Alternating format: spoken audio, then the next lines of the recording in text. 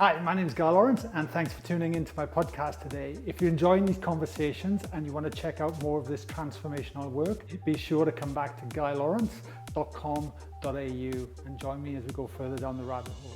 Enjoy the show. Andrew, welcome to the podcast. Thank you. Thanks for having me on the program. I love asking this question. And let's say you're at a dinner party with full of strangers and you're sitting at the dinner table and the person next to you says, "What do you do for a living?" What would you say? Well, it depends on what kind of mood I'm in, I think sometimes. Well, I start off by saying that I'm a doctor. I am someone who works in the field of integrative medicine, and we actually have a department of integrative medicine here at Thomas Jefferson University in Philadelphia. We do a lot of things that you used to do in terms of diet and nutrition and all that kind of good stuff. And we do a lot of research. But over time, and part of how I got into integrative medicine has been through the study of various religious and spiritual practices and experiences. And especially when you start to think about how they're combined with what we can know about the human brain, it becomes a field called neurotheology.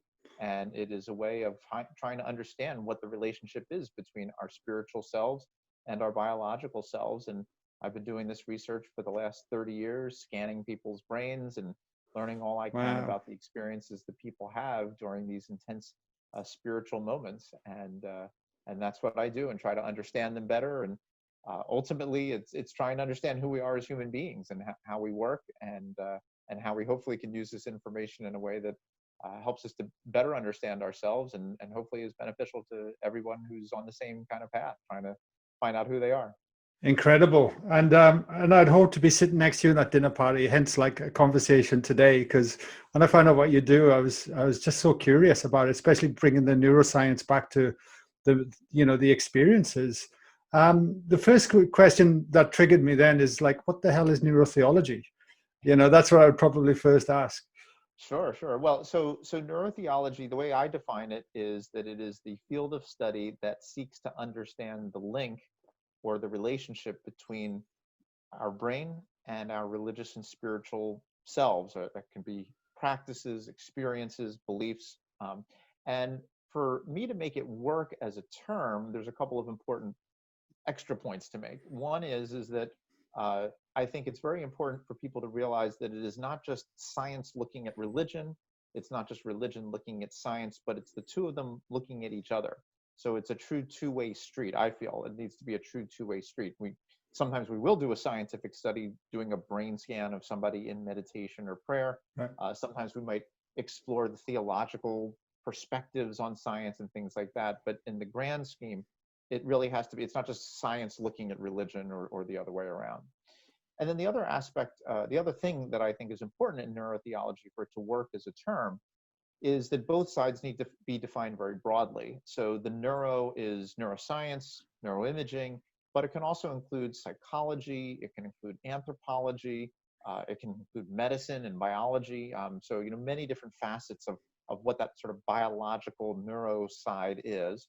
And then theology is a very specific discipline. It's the ability to kind of look at the foundational beliefs of a given religion and trying to extrapolate from them and understand them, analyzing sacred texts and things like that. And that's certainly part of what neurotheology is. How does our brain wrap itself around those theological ideas?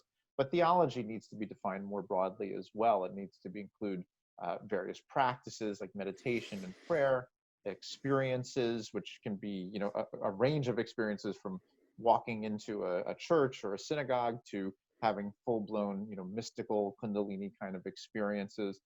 And all the experiences in between. It can include our beliefs. Got it. And so many different aspects of what religion and theology is all about. So for me, if you kind of bring all that in, I think neurotheology works nicely as a term. And for lack of it seems like it's the term that has stuck. And so that's what we work with. There are a lot of other possibilities. It could have been psychospirituality or biotheology. But I think in the end, neurotheology just sounds cool. It sounds very cool. And to me, the first thing that springs to mind when you were describing all that is that as human beings, we tend to have a habit of based by beliefs, or this way is the best way, or we look at these things, and you're looking at more of trying to include everything and just see what the data and everything is telling us so we can make unbiased opinions, I'm assuming. Yeah, well, absolutely. I wrote a book about 10 years ago now called The Principles of Neurotheology. And one of the most important ones is what you just mentioned. It's about being open to ideas. It's trying to be aware of the biases that we all have, and trying to be open. And I think most importantly, the term or the phrase that I like to use is to have a passion for inquiry, to always be asking questions, to never totally be satisfied with what you think and what you believe, but to explore, to push the boundaries, and to be open to what we can learn and what we can understand. And that to me is a fundamental part of what it is. So to me, one of the things that it gets me excited about it is that I find that neurotheology, I remind my scientific colleagues that it's a challenge to science. How do we explore Mm. these kinds of questions? How do we develop science and advance science in that regard? And for my religious and spiritual colleagues, it's, well, how do we use this information to better understand what that religious and spiritual side is, and how we can engage it, use it in different kinds of ways. Yeah, there's so much wisdom in both camps, and it's Absolutely. be able to bring it together, you know? Right. Well, and I like to say, I mean, if you look at the human history, there have really been two primary aspects of humanity that have propelled us into, since the dawn of humanity, which is the religious and spiritual on one side, and we see the evidence of that going back, even 100,000 years to burials where people were buried with trinkets and beads and thing, with the idea that there's something more, there's an afterlife or something, all the way through Egyptian religious traditions and the monotheistic traditions and Buddhism, Hindu, and so forth, till today. And of course, the other is science and technology, that the ability to start with fire and the wheel, and then to build pyramids, and mathematics, and now genetics, and all the incredible, and going to the moon, and all the incredible things that we have today. So those are the two most powerful forces in human history. To me, it Mm. makes sense to try to find a way to bring them together. Totally. And do you think they're coming together? Do you think more scientists are being open? Because I'm in my little bubble. I've realized that now over the last few years. I'm having conversations like this all the time. I bring different scientists in that are researching and heavily looking at this. Then on the flip side, the people that have had mystical experiences and just openly talking about it as well. And it's, for me, it's kind of the same, trying to look at both areas. But I appreciate that I'm supporting my own beliefs in my own little world, and it's shaped like that. But do you think on the bigger scale they really are merging? Because one thing that struck me, I didn't realize, is that you've been looking at this work for 30 years. Now, I didn't even know about any of this until 10 years ago, right? Like my whole was like, my whole world changed, right? So with yourself, like from 30 years ago, what was it like when you started looking into this work to even where we're at today? Sure. Well, I think, there's a couple of things. First of all, when you look at the big picture of science and religion, there are certainly areas that are very, very antagonistic, and, whether it comes to sort of the origins of the universe, or, or even questions about abortion and things like that. I mean, that's where you get into these very difficult areas at times. However, to me, I think, one of the natural areas where science and religion can come together is in the context of the human brain, and perhaps maybe a little bit more generally human health and well-being, because for so many people, their spiritual well-being, their spiritual health is a fundamental part of what it means to be a healthy person. And I mentioned at the beginning that I'm in the Department of Integrative Medicine, and we understand that, on one hand, you might have heart disease or cancer, and there's a biological thing that you have, and you have to deal with that. And there's medicines, and again, the science is wonderful at trying to help people to survive those problems. But there's a psychological component of how we deal with that. People can become depressed, anxious, in dealing with all the different emotional responses. There's the social element, which obviously from a healthcare perspective has become extraordinarily important. And people who have the most social support, all the data points to that being a powerful way of helping, a powerful predictor of how well people do. And then there's the spiritual side. And certainly when people do have a spiritual or religious side to them, that can be a very powerful source for coping and helping them through various issues and problems. And I think, in the healthcare community, over the last 30 years, there has been a growing appreciation of that. And I would say that, so as I have, seen this field develop and this perspective developing nowadays, practices like mindfulness are all over the place. And so people really do recognize, even when you kind of secularize some of these ideas, that it's very, very important. But I think also, again, part of what I tried to do, and hopefully I do it successfully, is to kind of walk that fine line, where I'm not out there saying everybody has to be religious. I'm not out there saying religion is horrible. But as you asked before, I mean, it's how do we ask the questions? How do we get at information? How do we be open to understanding? And I think as long as we do that and kind of respect the science, respect the religious and spiritual perspectives at the same time, both sides can feel somewhat more comfortable with it. And I think that nexus of the human mind, the human brain, is a wonderful place where science and religion can come together to help us kind of figure out who we are, and then use that information to maybe explore some of the more problematic areas. Yeah, totally, 100%. And I'm curious as well, why did you start exploring this work? Had you had your own experiences, or were you just curious? Were you asking the questions? How did it happen for you? Well, it was a little bit of everything. That I would say certainly, as a kid, I was always asking questions, and to me, the big question, and this is really the question that has driven everything that I do, is how do we know what is real? How do we understand the reality around us? And I would look around and say, well, how is it that there's somebody who's religion X, and then there's someone who's religion Y, and they both think that they're completely right, and they think the other person is completely wrong. How did that happen? And of course, I don't know where you guys are in Australia, but you may know a little bit about American politics, and it's kind of like, how do people look at the same world? And one group says, Trump is fantastic. The other group says Trump is horrible. This is the right way to run the world. This is the wrong way to run the world or the country or whatever. And so, how do we come to these different perspectives? And so, as a kid, I said, well, let's start with the main thing, the most obvious part, which is it's our brain. Our brain is looking at the world and trying to figure things out. And how do we make sense of the world? How do we use our different faculties to understand the world around us?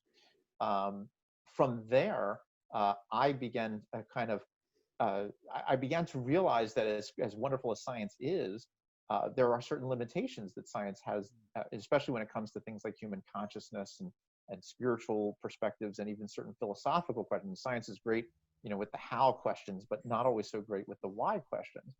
And so I kept kind of pursuing this line of questioning. And then when I was in college, I started taking courses in philosophy and other spiritual traditions, Buddhist and Hindu perspectives on things, realizing that it becomes far more complicated. And so as I kind of kept pursuing all of this, I ultimately took this kind of perspective of, well, how can I try to figure all of this out? And I said, as I go through, if there's ever something, I took a very, I didn't realize at the time, but a very Descartes perspective, Cartesian kind of perspective of, if I wasn't sure about something, I said, well, it would kind of fall into this realm of doubt, I would call it. And didn't mean it was wrong, it just meant I didn't know. And as time went on, more and more things went into this realm of doubt. And actually, I talk about this in a book I wrote recently called How Enlightenment Changes Your Brain, that it was in between college and medical school where I finally said, I've got to figure this out. This is just, before I'm going to embark on this huge endeavor to become a doctor, I really need to have an answer here. And so really, kind of pushed it. I had this whole sort of, 3-4 months over the summer to figure this out. And at one point, I had an experience that I have always kind of called infinite doubt. And it was really this moment where it was kind of like where I realized that I would not be able to know anything in particular, and didn't even know if I would know that, and didn't even know if I would know that. And there was this infinite regression kind of thing. But it was a very interesting experience because everything was part of this doubt. There was nothing outside of it. So there was this incredible feeling of oneness, of kind of a unity of all things. There was a kind of nothingness, if you will, because everything was doubtable, and it was a very powerful experience that I had never had before. And then from that point, I thought, well, now I want to see what other people have thought. And as I started to read about other people having mystical experiences and different spiritual experiences, realized a lot of the similarities that I felt in my own experience. And so all of that kind of came with me as I went into medical school. And then finally, is a very long story now. No, this is great, please. But really, what kind of crystallized everything for me was when I was in medical school, I was at the University of Pennsylvania. They had this program where you could do this extra year to do research, and I met two of the really incredible mentors in my life. One was this Dr. Alavi, who was in nuclear medicine, and he brought me into the whole imaging field and learning how to do brain scans, and we did studies of Alzheimer's and Parkinson's and depression and all that kind of stuff. And then the other person was this Dr. Quilley, who was a psychiatrist, and he had been exploring these questions actually since the 1970s from a more anthropological perspective. But we started to think about, more detailed what's going on in the brain when people have mystical experiences and meditate and pray and all that. And then at one point, the proverbial light bulb went off, and I said, well, gee, if I'm studying the brain of people, with depression or anxiety, why can't I study the brain of people when they're meditating or praying? And that was what really kind of launched a lot of this, this field of neurotheology in a lot of ways, at least, in terms of, I guess to some degree it existed before that, but really kind of pushed the new work going forward to be able to do these kinds of studies. And for me, I'm still on this path. Again, it's still this path of understanding, of doubting, of questioning. But it is kind of a combined scientific and spiritual approach that I continue to take and continue to look for those answers. And as I tell everyone, if I ever figure it all out, I'll be sure to let everyone know. But I'm still working on it. But that's how I really got into all of it, trying to kind of understand the nature of reality and what we can know as human beings. Yeah, love it. And from all your 30 years of research and measuring brains and looking at people that have had mystical experiences or enlightenment or prayer, religion, whatever it might be, is it safe to say that you've seen significant change, like measurable, tangible change within the brain and the body? Well, absolutely. We over the 30 years, we've scanned probably 400 or 500 people doing all different kinds of practices and having various experiences. People from all different traditions, monotheistic traditions. I mean, Wow. very few that we haven't studied, at least in some kind of way. And to answer your question very briefly, yes. I mean, there are all kinds of changes, and I guess one of the take-home messages for me has been over the years is that there isn't just this like one spot of the brain or one part of the brain that is the spiritual part. It's not like when you walk into a church or a synagogue or whatever that suddenly this one little part lights up and your brain says, okay, I'm spiritual now. In fact, if anything, if anyone who's had any kind of religious or spiritual experiences, again, anywhere from the very minor to the very incredible, recognizes that there are so many different facets of them. There are emotions, there's cognitive processes, there's all different kinds of experiential things, body feelings, visions, all this stuff. So it really involves so many different parts of the brain. And in fact, if you really do think about the huge varieties of all these experiences, I think you would, I would argue that if there's a spiritual part of ourself, it's the whole brain. I mean, it's really all the different parts of the brain that can theoretically become part of that. And once again, if we talk about integrative medicine, we know that the brain and the body are all intimately connected. And so it's really all of us. And some of the early work that I did with Eugene de Quilley, we talked about rituals and how the body and the rhythms that affect the body itself and what's called the autonomic nervous system ultimately has a substantial impact on what's going on in the brain. On the other hand, if you start with the brain and a meditation or prayer practice, it ultimately affects the body. So everything goes in many different kinds of directions in many different ways. it's a two-way street kind of thing. Absolutely, Yeah. absolutely. So Wow. it's, you know, it's really, I mean, not, you know, we can get into the specifics. I mean, again, if each person, what we've talked about a lot in some of our work has been this kind of network of structures in the brain in particular. So for example, if you have an experience where there is a huge experience of joy, well, then you're going to activate some of the emotional centers of the brain that are involved in a feeling of joy. If you don't have a feeling of joy, well, you don't activate that area of the brain. And if you have a feeling, you know, I mentioned in this feeling of infinite doubt, I had this experience of kind of oneness. Everything became all part of the same thing. Well, you know, there's a part of our brain that helps us with the spatial representations called the parietal lobe, and it's located in the back of our brain. And so when we do brain scans of people where they have an experience of oneness or connectedness, you know, whether it's oneness with God or oneness with the universe or oneness with some universal consciousness or something like that, the parietal lobe, which normally helps us to create our sense of self and how our self relates to the world, actually starts to quiet down.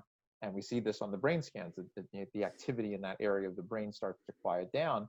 And that to us makes a lot of sense. When it turns on, it gives us our sense of self.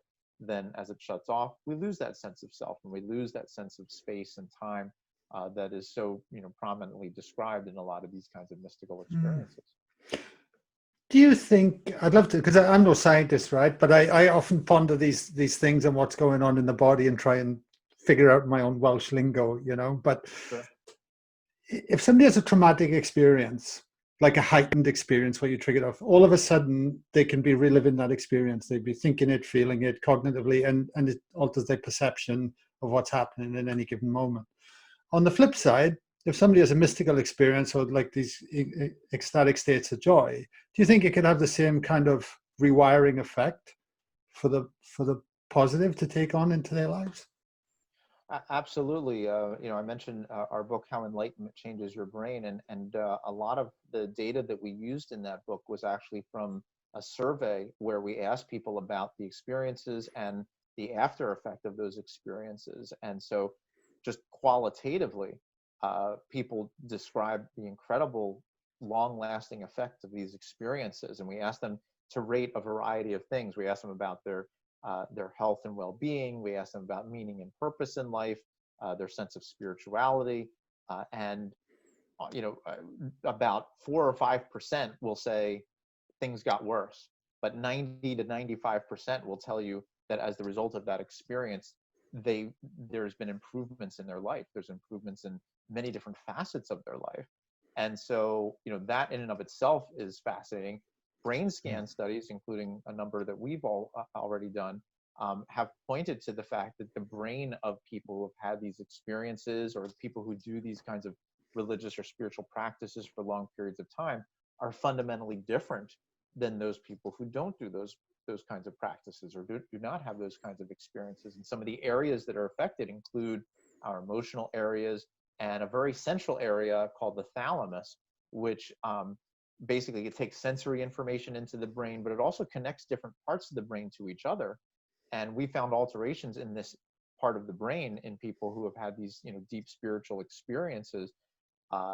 And since this is such a core area of the brain, in fact, some people have actually referred to it as the center of consciousness, which, you know, I'm not sure if that's true or not, but clearly it's an important area. And certainly it's an important area for how we think of reality and how we experience reality. So if somebody's changing this part of the brain as a result of these experiences, then it's clearly something that's going to have a long-lasting impact on many different aspects of their life, on their beliefs, how they think about their relationships. Now, you know, the other piece to this, which is really a fascinating neuroscientific question to me, is exactly how does this happen? You know, what's going on in, you know, what oftentimes these experiences may last moments, you know, seconds even, and yet somehow rewire a person's entire brain. So then the real question is, how does that happen biologically?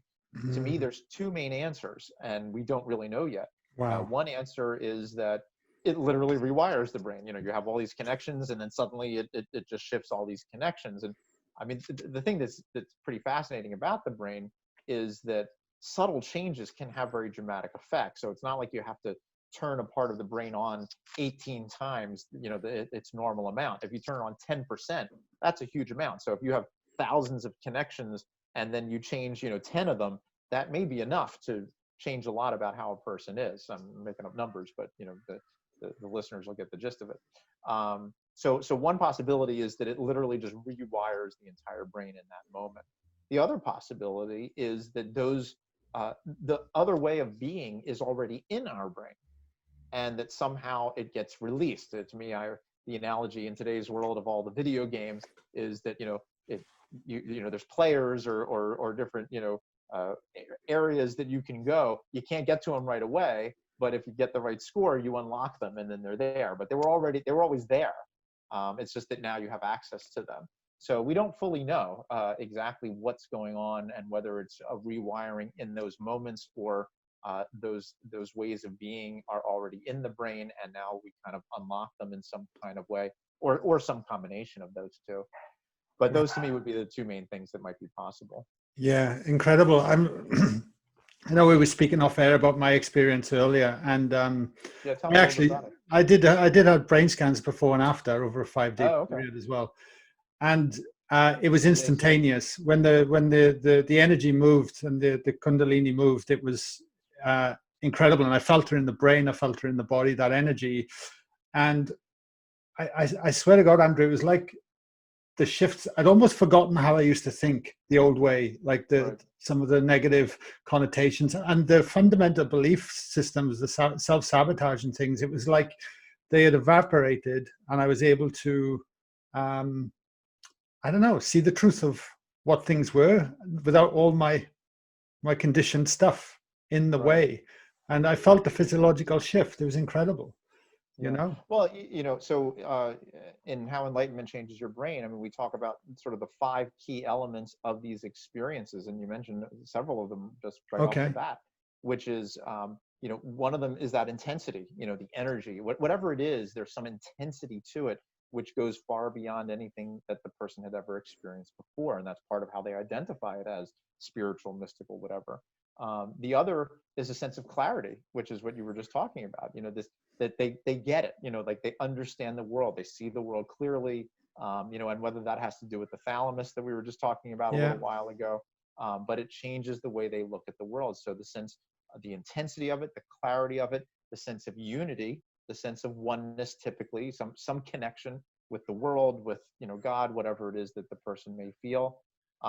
One of the other aspects of it, the other two, one of them is a sense of surrender, is how I refer to it, which is basically that it feels like it's happening to you rather than you making it happen. It's something that you didn't really control. Like you might have been striving for it. So a lot of people are striving for it, and they meditate many years.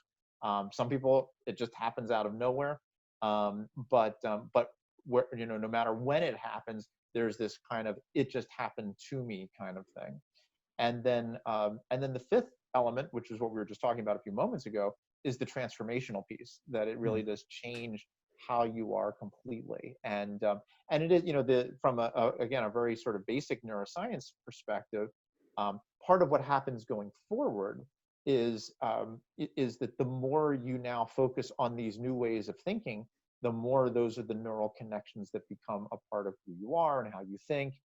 And the neural connections that were part of the past that may have been negative, or maybe, even if they weren't negative, but just, this is the way you now think, those start to fade away and they die out. I mean, that's the more traditional way in which how we understand how the brain works. If you want to learn that 1 + 1 = 2, you say 1 + 1 = 2. Well, you keep saying it over and over again until it sticks. And then eventually those neural connections, they're the ones that stay there. And you have neural connections at birth that say 1 + 1 = 4.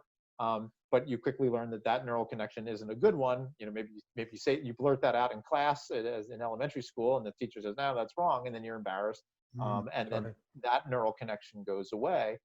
But again, it's, whether it's beliefs about morality, the beliefs about the world, relationships, life, same sort of thing. If you believed one way up until now, those are the neural connections that are supporting that belief. And then there's this shift. Those old neural connections either are no longer accessible and then ultimately fade away. But the more we wrote a book called Why We Believe What We Believe. And in that, we talk about, how do these beliefs form, and it takes time and so forth, but they can be radically changed through these kinds of experience as well. And one thing I want to clear and ask you, because what you're saying is just brilliant. But since I've moved into this field of work myself and I started looking, it's very easy to go chasing these experiences. Like I want to fix overnight. I'm just going to get one and it's going to rewire my old stuff. And hey, here I go. And the reality is that's not, likely. So by doing the work daily, just by having a practice, what have you noticed in terms of time frame to see the shifts, the subtle shifts and the changes over time that allow us to have these changes that we're talking about anyway, whether we have a mystical experience or not? Well, I guess there's a couple of ways of thinking about how to answer that. One is that from a very basic sort of health-related perspective, you don't fundamentally need a mystical experience to change the way you are. And so, we see a lot of people who come in through our centers and they're dealing with various health-related issues. So part of what we want to talk about is just reducing the amount of stress and distress that they have. And I mean, the research actually shows that a 30-second meditation practice is enough to at least change you a little bit, Wow. I mean, and this could be a person at work who's going to, go in and have some difficult conversation with a boss or a client, or whether it's on the phone nowadays or COVID. But, taking 30 seconds to take a few deep breaths and to just focus your mind a little bit actually helps to improve the way you respond in that moment and helps to keep you, more relaxed during that. Now, the more you do those practices, if you can make that a part of your daily life, the more you do it, the more those are the neural connections that become part of how your brain operates and works. And so people can become less stressed over longer periods of time. And again, what we don't fully have the data on is how long does it take and how long does it last and all that.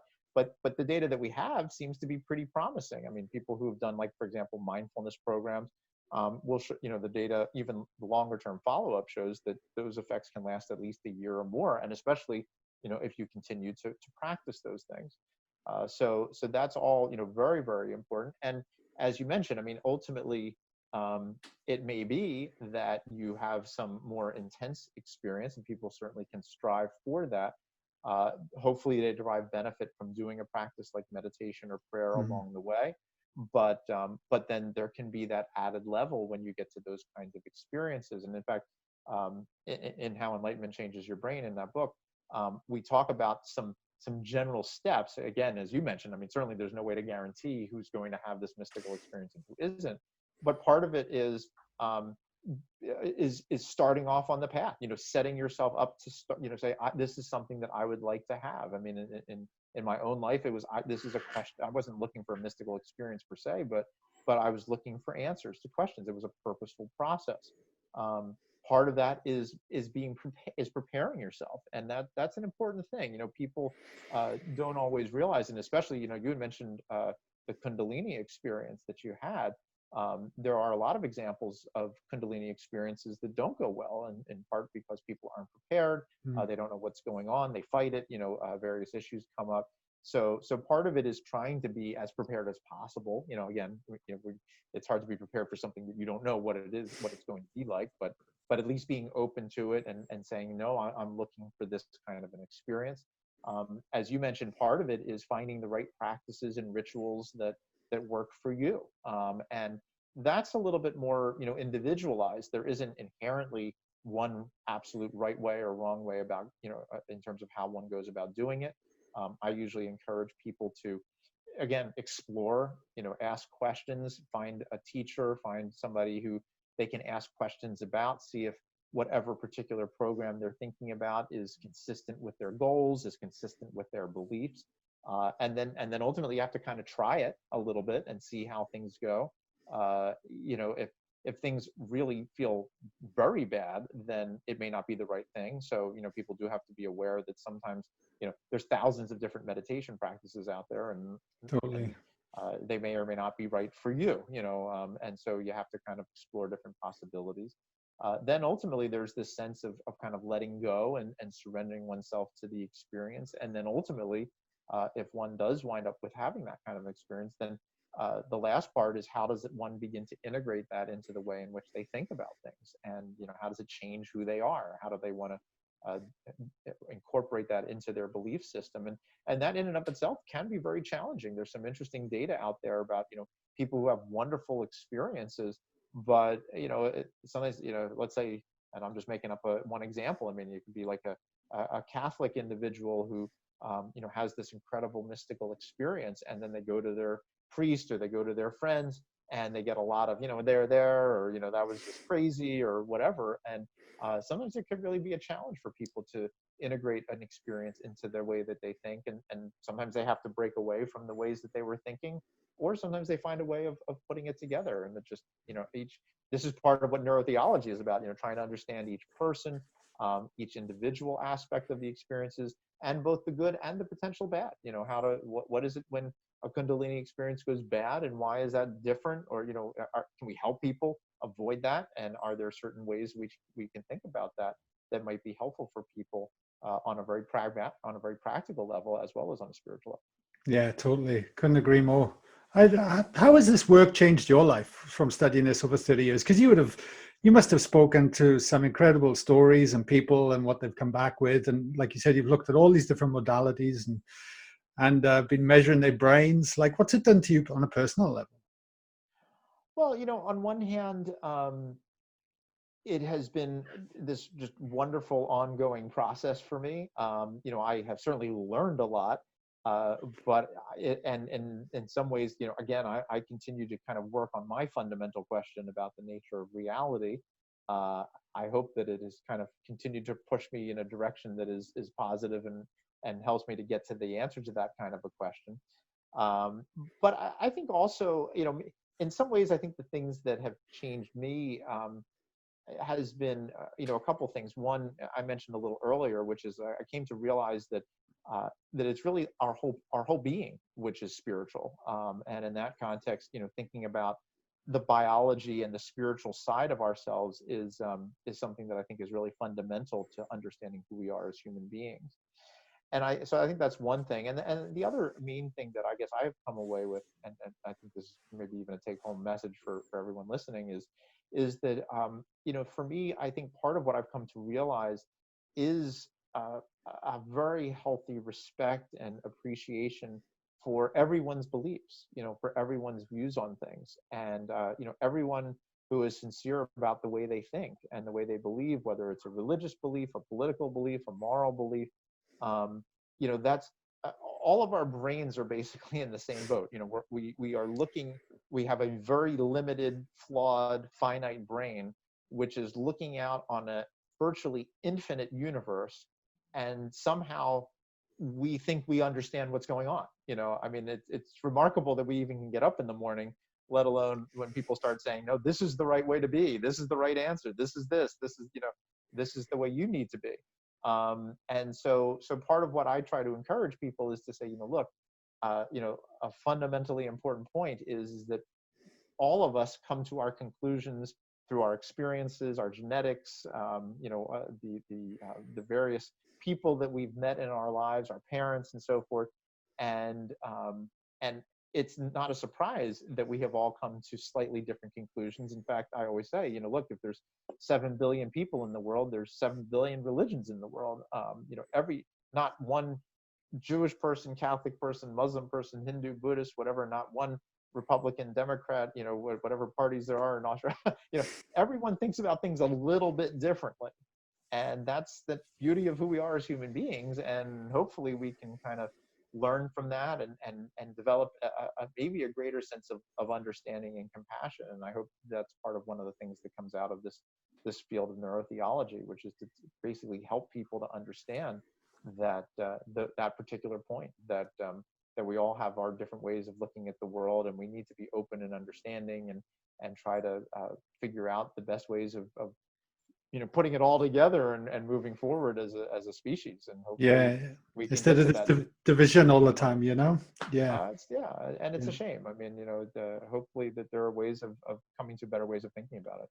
Totally. I got a couple of questions before we wrap it up. I'm aware of the Sure. time of myself as well. And one question is, what does your morning routine look like? Well, I don't know if it's particularly exciting, but I have a fast metabolism, so I get up and I have breakfast, and I always have a very hearty breakfast, and whether I make eggs or pancakes or waffles or whatever, but it's usually pretty fast and pretty efficient, and I kind of move through my what I have to do to get dressed and ready to go, and Cool. and out I go, and but it kind of keeps me. There's a ritual aspect to it, and it kind of helps me to stay grounded and get my day going. Totally. Do you have a meditation practice yourself, or do you have any specific go-to tools, that you Well, use? so it's always a bit of a challenging question for me to answer, and to some degree, I've said a little bit about it in the sense that, part of what this experience that I had about doubt and sort of understanding the nature of reality, my meditation has basically been my own kind of philosophical / scientific meditation on those questions. And so I don't actually have a meditation that I don't do the meditation to relax myself. It's not really part of a specific spiritual tradition in any kind of way, religious or spiritual tradition, but it is where I basically, sit down or lie down and spend some time just thinking about those questions and asking questions and seeking and waiting to see what answers come back to me. And so that's kind of my practice, if you will. But Yeah, beautiful. it doesn't follow a particular path. Yeah, no problem at all. And if you could have dinner with anyone from any time frame, anywhere in the world, who do you think it would be? Does anyone spring to mind? A couple. Well, I've always been a big fan of Leonardo da Vinci, so I got to go with someone with that kind of a mind to explore and to ask questions and to be creative and to think about how to solve problems, but how to be artistic and creative at the same time. Quite fascinating to me. I guess the other similar kind of mind to me would be like an Aristotle. To think about the science of that time, but to think about things scientifically, but philosophically and analytically. Those to me would be at least two people off the top of my head who would be fascinating to spend a little time with. Yeah, no doubt. And but there's a lot of other people too. Oh, I know. I've heard them all on the show as well. Like it would make a great party, actually. Certainly, Descartes would be maybe my third choice. And last question for you. Everything that we've covered on the show today, is there anything you'd like to leave the listeners to ponder on? Well, I think the biggest thing to ponder is, how sure are you of the beliefs that you have? Can you always challenge your ideas? Where do your beliefs come from? How certain can you be? And how much can you continue to push and ask questions about these fundamental issues about who we are as human? What does it mean to be human? What does it mean to be a good person? And what is the nature of reality? And how do we try to find that out? So that to me is, I hate to punish people by trying to go down the same path I've been going down the last 30 years, but that would be, I could use all the help I could get, to be honest, if anybody has any suggestions. Yeah, I don't doubt it, mate. I don't doubt it. That's brilliant. And where can I send everyone if they want to find out more about your books, your work, and everything that you do? The best way is through my website. It's just Andrew Newberg, NEWBERG.com. And people can go there. They can look at some of the research studies that we talked about. A lot of the research articles are there. Information on current books and future books are going to be there, and a bunch of links to other interviews and various aspects of the things that I've done. And hopefully we'll keep updating it as we keep getting more answers. Totally. Andrew, find more questions. Yeah, more questions. It becomes more questions, doesn't it? Or more answers, I should say. Absolutely. Look, thank you for coming on the show today, Andrew. I appreciate all that you're doing. I've been really enjoying your work personally, and appreciate all that you do. And I just love this conversation today. So thank you. Hopefully we'll have another one soon. Totally. Thank you.